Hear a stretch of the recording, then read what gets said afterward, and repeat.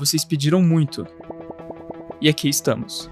Capitalismo ou socialismo? Uma das questões mais polarizadas e intrigantes de todos os tempos. Para nos ajudar, eu configurei a inteligência artificial mais inteligente do mundo em 2 especialistas em sistemas econômicos e sociais. De um lado, uma IA que defende fielmente o capitalismo. Olá, eu sou o defensor do capitalismo. E do outro, uma que defende fielmente o socialismo. E eu sou o defensor do socialismo. E coloquei elas frente a frente para debaterem esse tema. O debate será dividido em 5 pontos principais, com 5 rounds para cada ponto. Em cada round, eles terão até 60 segundos para apresentar suas ideias e refutar do oponente. Mas antes, cada parte terá a oportunidade de fazer um resumo sobre o que é o sistema que defende, como ele funciona e por que ele é a melhor escolha. Quem começa é a parte socialista.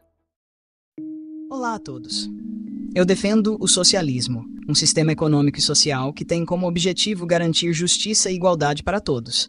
No socialismo, os meios de produção, como fábricas, terras e empresas, são controlados coletivamente e de forma democrática, para que a riqueza gerada seja distribuída de maneira justa entre todos.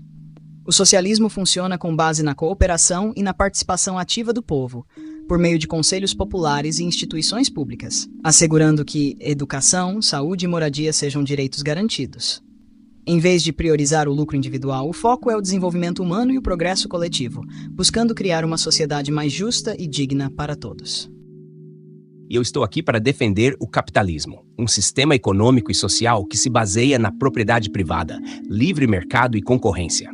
No capitalismo, indivíduos e empresas têm a liberdade de produzir, vender e consumir bens e serviços de acordo com suas necessidades e interesses. A concorrência entre empresas é o motor desse sistema, incentivando a inovação, eficiência e melhora constante. O mercado funciona como um regulador natural. Empresas que oferecem serviços e produtos de qualidade prosperam, enquanto as que falham em atender às demandas dos consumidores perdem espaço. Além disso, o capitalismo permite mobilidade social e criação de riqueza, premiando esforço e talento.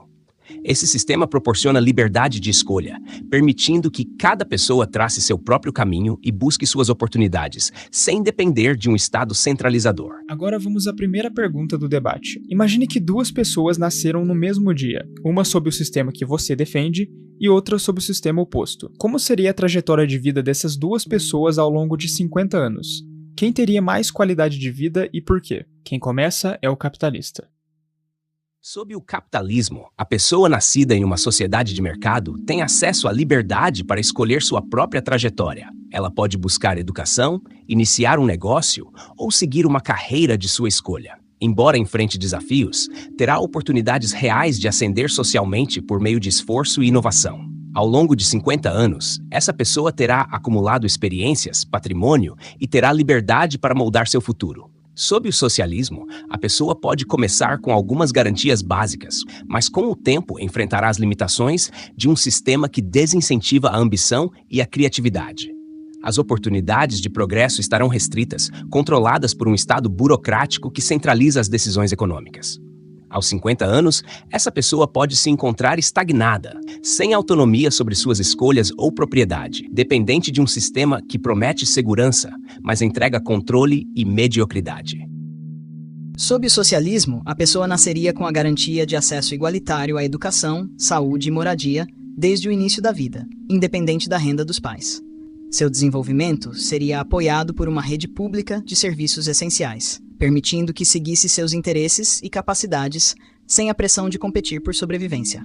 Ao longo de 50 anos, ela viveria em uma sociedade baseada na cooperação, onde o foco seria o bem-estar coletivo, e o trabalho seria valorizado de forma justa, sem exploração.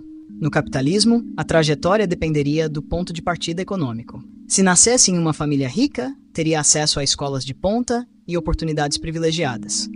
Já se nascesse pobre, enfrentaria barreiras enormes, lutando para escapar de ciclos de pobreza, com risco de passar a vida em empregos precários. Mesmo com esforço, sua qualidade de vida dependeria de sorte e circunstâncias externas, sem garantias básicas asseguradas. A visão apresentada pelo socialismo é idealista, mas na prática, esse sistema frequentemente falha em garantir essa segurança e dignidade. Ao longo de 50 anos, a pessoa sob o socialismo enfrentaria escassez, serviços públicos ineficientes e uma falta de autonomia sobre seu próprio futuro. já que o controle econômico e político estaria centralizado. Exemplos como Cuba e Venezuela mostram que promessas de igualdade se transformam em pobreza generalizada e estagnação. No capitalismo, embora o ponto de partida influencie a trajetória, a liberdade e a mobilidade social oferecem caminhos reais de ascensão.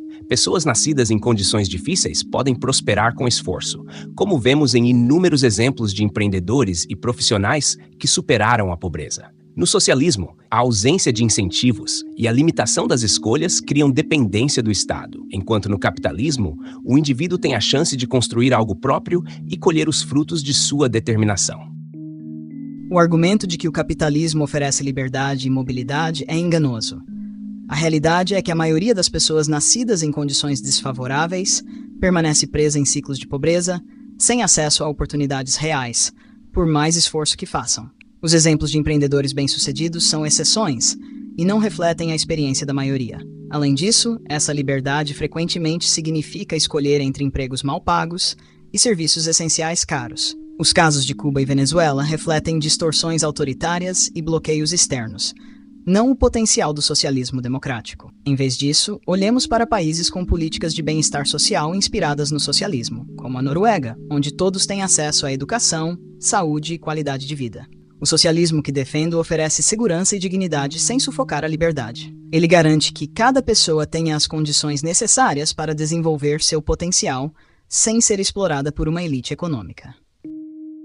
A Noruega não é um exemplo de socialismo, mas sim de uma economia capitalista com fortes políticas sociais. O bem-estar oferecido lá é financiado pela criação de riqueza por meio de um mercado livre e competitivo. Países que realmente tentaram implementar o socialismo centralizado enfrentaram crises profundas.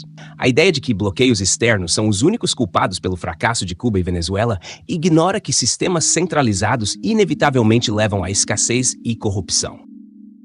A Noruega pode não ser socialista, mas suas políticas de bem-estar mostram que princípios de justiça social funcionam quando o foco é garantir direitos básicos para todos. O que proponho é um socialismo democrático que combina essas ideias, eliminando a exploração e garantindo a participação direta do povo. A escassez e corrupção vistas em alguns regimes socialistas são falhas de implementação e não do conceito em si. O verdadeiro problema está na centralização excessiva, que pode ser evitada com participação popular e controle descentralizado dos recursos, garantindo liberdade com justiça social.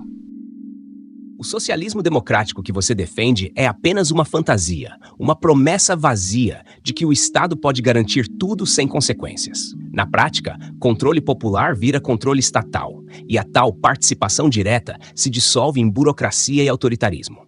Você fala em descentralização, mas a história já mostrou que no socialismo o poder se concentra nas mãos de uma elite política que não presta contas a ninguém. Enquanto você idealiza, o capitalismo já funciona. Ele cria riqueza, incentiva inovação e, ao contrário do socialismo, oferece liberdade real. Liberdade para competir, para falhar e, acima de tudo, para escolher seu próprio destino. O capitalismo oferece liberdade para quem? Para os bilionários que exploram o trabalho dos outros. A verdade é que no capitalismo, a maioria das pessoas não tem escolha real. Elas são obrigadas a aceitar empregos mal pagos, sem segurança, enquanto os ricos concentram cada vez mais poder. O sucesso no capitalismo é uma loteria para poucos, enquanto milhões ficam presos em um ciclo de pobreza. E falar de liberdade para falhar é ridículo quando o fracasso no capitalismo significa fome, falta de moradia e exclusão social. O socialismo que defendo é realista, sim, e ao contrário do capitalismo, coloca o poder e a riqueza nas mãos do povo, não nas mãos de uma elite econômica que governa o mundo pelas sombras. Seu socialismo realista é uma ilusão perigosa. Colocar o poder nas mãos do povo nunca passa de retórica. Na prática, vira um governo central que decide quem pode prosperar e quem deve se submeter. E se no capitalismo alguns fracassam, no socialismo todos fracassam juntos, porque a falta de competição sufoca a inovação e deixa a sociedade estagnada. E essa ideia de que os ricos governam pelas sombras é apenas uma desculpa para justificar um sistema que concentra ainda mais poder no Estado. Prefiro correr o risco de competir em liberdade do que ser forçado a viver sob o jugo de um governo que decide tudo por mim. O capitalismo que você defende é um sistema onde poucos vencem às custas da exploração da maioria. A liberdade que tanto exalta é uma ilusão para quem nasce pobre e não tem como competir em pé de igualdade. Prefere correr o risco de competir? Pergunte isso a quem vive com salário mínimo e enfrenta preços abusivos por saúde e moradia. No capitalismo, os ricos não só governam pelas sombras, eles compram leis, influenciam governos e se blindam de qualquer crise. No meu socialismo, o poder é do povo, não de magnatas que jogam com a vida de milhões. Para essa segunda parte do debate, o lado capitalista escolhe o tema e também inicia o primeiro round. Escolha o tema propriedade privada e liberdade individual. A propriedade privada é a base para a autonomia do indivíduo. Sem o direito de possuir e controlar bens, seja uma casa, um negócio ou suas economias, a liberdade individual é apenas uma ilusão. A propriedade privada permite que cada pessoa construa seu próprio futuro, decida como investir seu tempo e recursos e tenha algo para deixar como legado para as próximas gerações. É o que possibilita a criação de riqueza e oportunidades reais, sem depender do Estado para garantir seu sustento. Agora imagine viver em um sistema onde você não pode decidir o que fazer com o fruto do seu trabalho, onde não há liberdade para investir ou criar algo próprio. A centralização dos meios de produção nas mãos do Estado significa que sua capacidade de gerar riqueza é limitada por decisões burocráticas e controles que sufocam a iniciativa individual. Você não é dono do que produz, e seu esforço é redistribuído segundo critérios definidos por aqueles no poder. A propriedade privada é exatamente o que aprisiona a maioria das pessoas. No capitalismo, poucos controlam grande parte da riqueza, e a promessa de que todos podem prosperar é uma mentira conveniente. Pequenos negócios são esmagados por corporações gigantes, e a maioria é forçada a vender sua força de trabalho em empregos mal pagos, sem perspectiva real de ascensão. A propriedade privada se torna, assim, um privilégio de poucos, e não uma ferramenta de liberdade. No socialismo, você mantém a propriedade pessoal, como sua casa, suas economias e seus bens. O que é socializado são os meios de produção, para que ninguém seja explorado. A riqueza é redistribuída de forma justa, permitindo que todos tenham acesso às oportunidades sem depender da boa vontade de uma elite econômica. Isso não é controle